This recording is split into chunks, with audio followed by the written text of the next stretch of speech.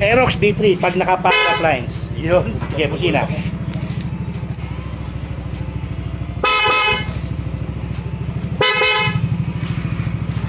Stock. Yun.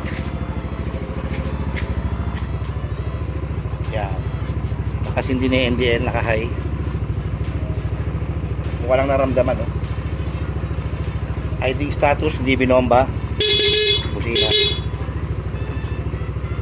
Now door.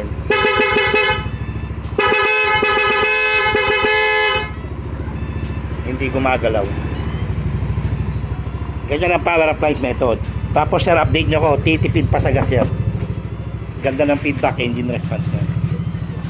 Send tayo na naka T1 Pro. Power appliance at dual horn.